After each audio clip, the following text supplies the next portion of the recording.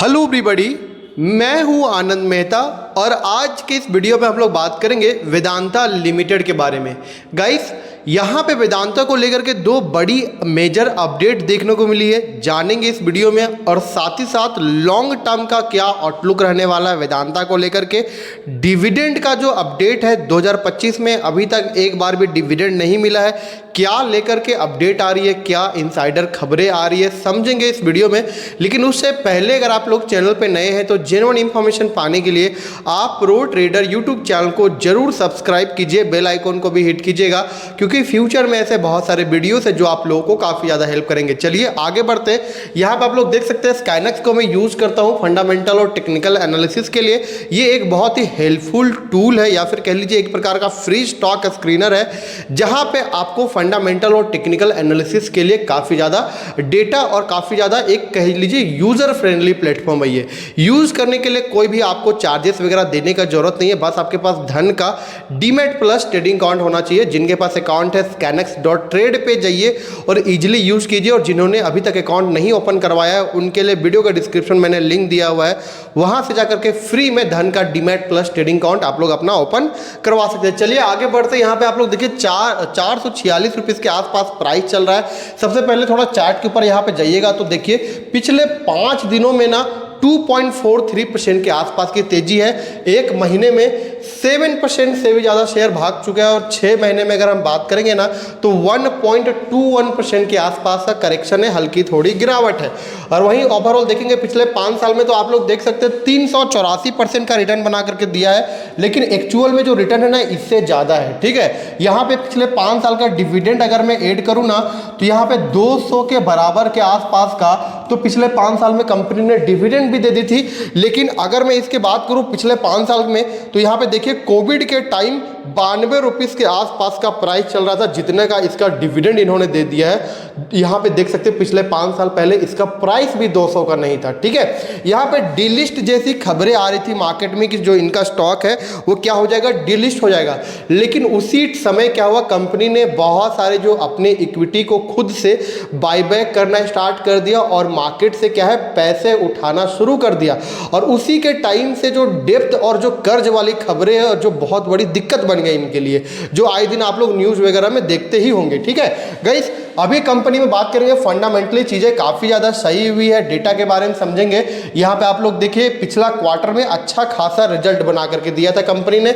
मार्च 2024 में जो इन्होंने नेट प्रॉफिट अपना बनाया है वो आप लोग देख सकते हैं 4,961 करोड़ का है। ठीक है, एक साल पहले अगर यहाँ पे कंपेयर किया जाए 2,275 करोड़ का था। Year on year net profit में भारी जंप देखने को मिली है। और वहीं अगर बात करूँ रेवेन्यूज़ की तो पिछला क्वार्टर में 35,523 करोड़ का था, जो कि अभी 40,551 करोड़ का हो चुका। तो फाइनेंशियली बहुत बड़ी हो रही है कंपनी, और जो कि एक अच्छी बात है। और जब फाइनेंशियली अच्छी बनती है, पैसा बना रही होती है, तो किसी भी बिजनेस के लिए सबसे स्ट्रॉन्ग पॉइंट होता है। ठीक है, यहाँ पे जैसे कि आप लोग देख सकते हैं जो खबरें आ रही है वो खबरें ये आ रही है कि जैसे कि यहाँ पे आप लोग देख सकते हैं हार्वर्ड यूनिवर्सिटी जो लेकर के है उसमें बहुत बड़ी कंट्रोवर्सीज चल रही है। जो अभी ट्रंप जी है उन्होंने अनाउंस किया है कि हार्वर्ड यूनिवर्सिटी में क्या है कि एक लिमिट बना जाए या फिर क्या किया जाए, एक प्रकार का स्टॉपेज लगाया जाए। जो बाहर के स्टूडेंट है, भारतीय स्टूडेंट है या फिर कह लीजिए जो बाकी के वर्ल्ड वाइड वाले स्टूडेंट है, ऐसे में जो अनिल अग्रवाल जी है उनका ये कहना है कि हमारे लिए एक अपॉर्चुनिटी जैसा है और वो एजुकेशन सेक्टर में क्या करना चाहते हैं, एक यूनिवर्सिटी बनाना चाहते हैं। Vedanta group is planning to stabilise a new not for profit digital first university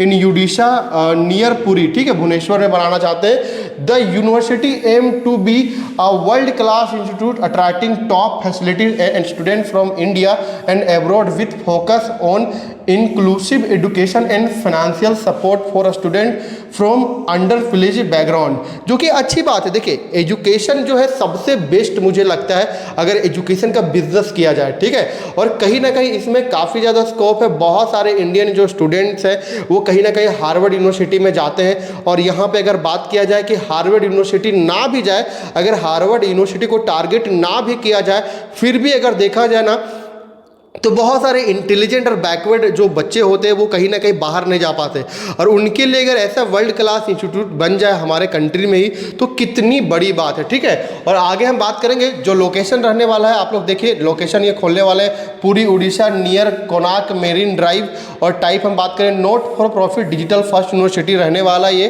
to be world class institute emulating institute like Harvard and MIT।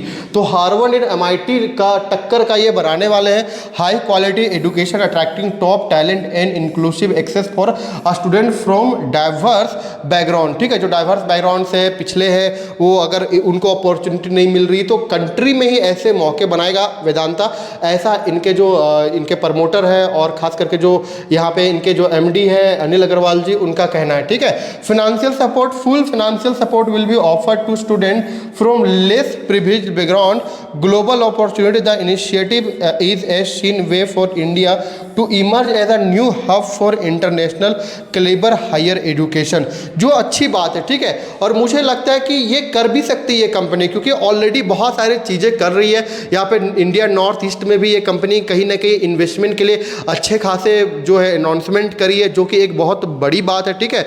और वहीं अगर हम बात करेंगे जो दूसरी खबर की, तो गाइस दूसरी खबर ये है कि कंपनी फिर से NCD के जरिए क्या है पैसा रेस करने वाली है, और इसके जरिए वो क्या है कि बातचीत करना शुरू कर दी। ये खबर जो अभी उड़ती उड़ती आई है, इसको लेकर के ऑफिशियल अपडेट नहीं आया। जैसे बड़ी अपडेट आती है कोई ऑफिशियल जिसके बारे में आप लोगों को हम अच्छे से समझा सके तो डेफिनेटली उसके बारे में बात करेंगे। फिलहाल ये जो फंड रेजिंग वाली खबरें हैं वो आप थोड़ा हाइड करिए, क्योंकि देखिए पिछला महीने ही मैंने बनाया था कि जो 2600 करोड़ के आसपास का यहाँ पे उन्होंने फरवरी में रेज किया था, फिर 30,000 के आसपास का करोड़ के आसपास का इन्होंने अभी लास्ट मंथ अप्रैल के आसपास में रेज किया है। डिविडेंड ये लोग क्या है नहीं दे रहे हैं, जिसकी रीजन है कि ये फंड जो रेज करना बहुत जरूरी है, क्योंकि कंपनी के ऊपर डेप्थ का जो बर्डन है वो है, ठीक है। वो कहीं ना कहीं इग्नोर नहीं किया जा सकता। कंपनी क्या करती है पैसे जुटाती है जिससे अपने रिपेमेंट्स वगैरह डेप्थ वगैरह चुकाती है। डिविडेंड के फॉर्म में तो अभी तक पैसे इसलिए नहीं निकाल पाई है क्योंकि यहाँ पे डिमर्जर को लेकर के इनका प्लान है, ठीक है। अब यहाँ पे देख सकते हैं आप लोग पिछला फरवरी में ही करने वाले थे ये डिमर्जर, उसके बाद इन्होंने पोस्टपोन कर दिया कि ये अप्रैल में करेगी, उसके बाद ये इन्होंने पोस्टपोन कर दिया कि 31 सितंबर के आसपास करेगी। और हर बार रीजन क्या बताइए कि NCLT के द्वारा इनके जो डॉक्यूमेंट है वो वेरीफाई नहीं हो रहे, इनको क्या है अप्रूवल नहीं मिल पा रहा है। तो यहाँ पे अगर डिमर्जर करते हैं तो कहीं ना कहीं पहले डिविडेंड अगर दे देंगे तो इनको क्या है कि थोड़ा वैल्यू अनलॉक करने में दिक्कत होता है, ठीक है। तो यही सोच रहे कि कहीं इसमें और भी दिक्कत ना आ जाए, तो डिविडेंड को लेकर के अभी तक अनाउंसमेंट नहीं हो पाई है, क्योंकि डिविडेंड की अगर सबसे ज़्यादा जरूरत है ना गाइस तो इनके जो पेरेंट कंपनी है वेदांता रिसोर्सेज उनको है, क्योंकि उन्हीं को डेप्थ वगैरह चुकाना है, कर्जे वगैरह चुकाना है, रिपेमेंट्स वगैरह करना है, ठीक है। तो फिलहाल जो इनका इवेंट होने वाला है डिमर्जर का उसी के ऊपर फोकस रहिए, और सितंबर के आसपास ये जो है होते हुए दिखाई देगा डेफिनेटली यहाँ पे अगर हम बात करेंगे, ठीक है। गाइस यहाँ पे अगर बात करेंगे ओवरऑल तो देखिए जो इसका पी रेशियो है 12 रुपीज़ 92 पैसे के आसपास का सेक्टोरियल पी से इसको कंपेयर कीजिएगा तो महंगा नहीं है शेयर, महंगा इसको उतना ज़्यादा हम लोग नहीं बोलेंगे, ठीक है। शेयर होल्डिंग पैटर्न के बारे में हम लोग यहाँ पे बात करेंगे तो सबसे पहले देखिए जो शेयर होल्डिंग पैटर्न में सबसे बड़ी बात है कि 56.38% की जो होल्डिंग है ना वो प्रमोटर होल्डिंग है। प्रमोटर के सारे जो शेयर है ना वो यहाँ पे गिरवी पड़े हुए हैं, यहाँ पे प्लेज किए हुए हैं, ठीक है। और वहीं अगर मैं बात करूँगा फॉरेन इंस्टीट्यूशंस की 11.15% पे है, और अगर बात करेंगे डोमेस्टिक इंस्टीट्यूशंस की 16.38% पे है। पिछला क्वार्टर के मुकाबले आप लोग देख सकते हैं खरीदारी करी है डोमेस्टिक इंस्टीट्यूशन ने, लेकिन अगर बात करो फॉरेन इंस्टीट्यूशंस की तो फॉरेन इंस्टीट्यूशन ने बिकवाली करी है, ठीक है। यहाँ पे बात करेंगे पब्लिक एंड रिटेलर्स की तो 11.71% के आसपास पे है, और पब्लिक एंड रिटेलर्स की हम बात करेंगे अच्छी खासी होल्डिंग उन्होंने भी बना करके रखा है। जो भी पब्लिक खरीदते हैं इसमें खास करके ज़्यादातर वो डिविडेंड के लिए खरीदते, एक बार खरीदने के बाद बहुत ही कम ही है जो बेचते हैं, क्योंकि डिविडेंड अच्छा खासा तो उनको मिल ही जा रहा है 2-3 सालों में। अगर देखा जाए 2025 में नहीं मिला है मैं समझ रहा हूँ, लेकिन उससे पहले क्या है डिविडेंड तो मिल ही जा रहा है। और अभी भी बहुत सारे निवेशक जो है डिविडेंड के लिए ही हिंदुस्तान जिंक हो या वेदांता को खरीद करके रखे हुए, मैंने भी खरीदा हुआ है, लेकिन मैं भी डिविडेंड के भरोसे ही हूँ यहाँ पे, ओके।